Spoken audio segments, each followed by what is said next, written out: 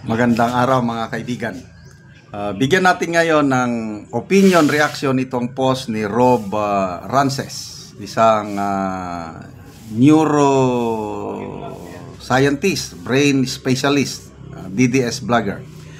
Tungkol ito, sino ang pro-Pilipino? PBBM admin or Duterte admin?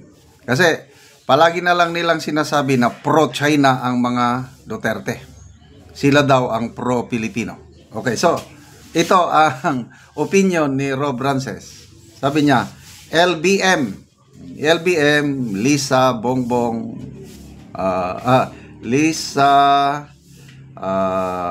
Bongbong and Martin, LBM block opens our ports to US missiles. Then calls the Dutertes pro-China. Compare. Tingnan nyo ha. Duterte. Defend an independent foreign policy. Friends to all, enemy to no one. Never allowed a single foreign base on Philippine soil. So yun.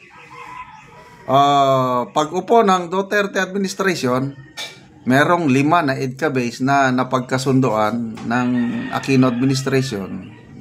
Wala lang. Pinabayaan na lang yun. Kailang hindi nadagdagan. So walang naidagdag nga EDCA panahon ng Duterte administration. Okay. LBM Black welcomes US military build-up. Yung siyam, yung 5 nadagdagan pa ng abat, naging siyam. Kailang sabi na meron pa daw, hindi na lang marami daw EDCA sites. Although unconfirmed ito, but ang sure siyam. Tapos inalaw pa na yung Typhoon missile system ng US nandito na sa Pilipinas. Okay. Turns Philippines into a frontline outpost for the Indo-Pacific War agenda. Delikado po tayo kung, example, yung Iran-Israel. Gera. Pag nagkagera din ang China and Taiwan, ano sa tingin nyo? Safety tayo? Siguradong damay tayo pag nagkagera ang China at Taiwan. Inalaw ng Marcos administration gagamitin ng US ang Pilipinas para sa umaabot na giyera ng China-Taiwan. Of course, US kasi gusto niyang depensa ng Taiwan. Ang Pilipinas, nasama tayo. Okay? So, ito na ang tanong. So, tell me, sabi ni Rob Rances, who's really pro-Filipino? The one is standing on neutrality. That is Duterte, neutral eh. Kasi although hindi siya masyadong dumikit sa US, panahon ni PRRD, hindi naman niya kinut off, hindi naman niya yung Mutual Defense Treaty, nandyan pa rin yung nandiyan pa rin, tuloy pa rin ang ugnayan, although hindi lang dumikit. So, neutral talaga. The one is standing on neutrality or the one turning our homeland into a potential target quietly without asking us. Lahat na lang pag naging neutral ka, friends to all, enemy to one, pro-China yan. Ako, hindi ako anti-US. Kasi, may mga anak kami sa US. Galing kami doon, nagbakasyon last year, nag-enjoy. We love the US government. Kaya lang, pagdating sa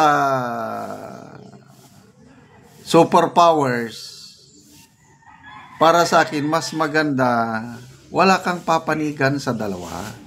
Kasi kung may papanigan ka, example ngayon, ang Marcos admin pumanig sa US, we have no choice but maiipit tayo sa giyera. Oh. Proxy war ang tawag dyan eh. Sa Ukraine, nung nangyari, kawawa. Proxy war yan ng Russia at US. Instead nga silang dalawang magyera, ang US, nagamit niya ang Ukraine nga makipagyera sa Russia. O yun, naging proxy. O, dito naman sa Iran and Israel. Ang US, talagang kalaban niya ang Iran. Kaya lang, nagamit ng US ang Israel para makipag-away sa Iran. So, safety ang mga Amerikano, ang kawawa, mga taga-Israel.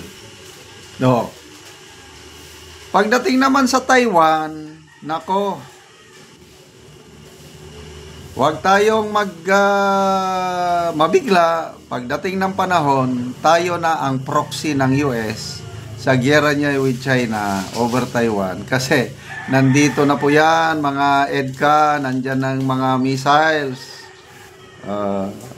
Dadagdagan pa daw ng mga Amerikano yung mga missiles nila. Ang administrasyong ito, okay lang din. Tanong, sino talaga ang pro-Pilipino? So tayo lang humusga. Kasi palagi na lang sinasabi na pro-China ang what's wrong with China? Yung sigalot sa West Philippine Sea, it does not define our total relationship with China. Number 1 trading partner natin ang China. Halos lahat ng kagamitan natin sa ating bahay, halos, hindi naman lahat, made in China. Oh, kung galit ka sa China, di huwag ka nang gumamit ng mga made in China. Ganun lang yun. Kaya nyo ba yun? Ako, hindi. Kailangan natin ng China. Although, pagdating sa West Philippine Sea, ipaglaban natin yung ating karapatan, but in a different way. Hindi yung ipaglaban mo ang karapatan mo, magpatulong ka sa US, then mamaya madadamay tayo sa giyera ng US at China. Oh.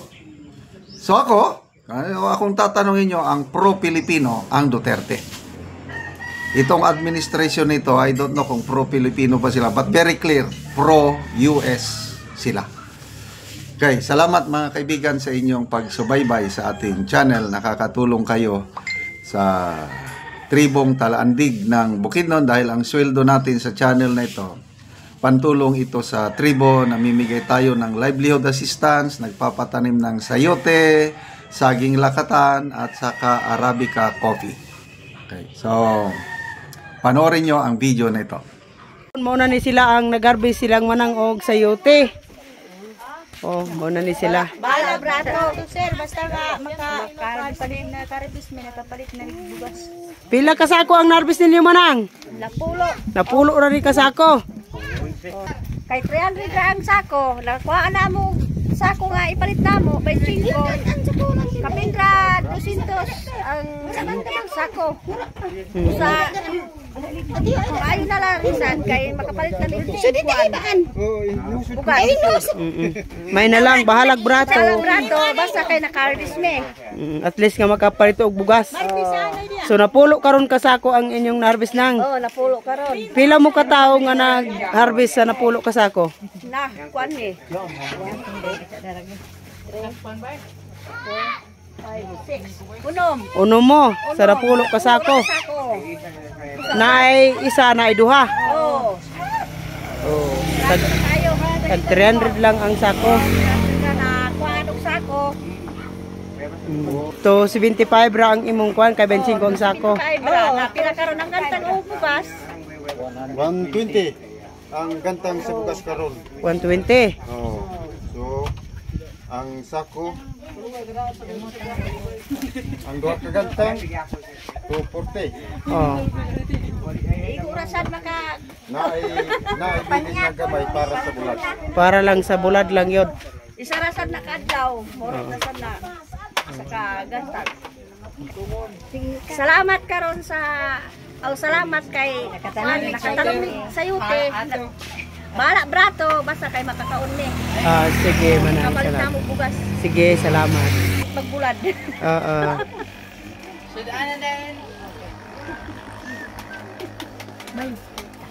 Mag-practice, magkugi ba magkugi.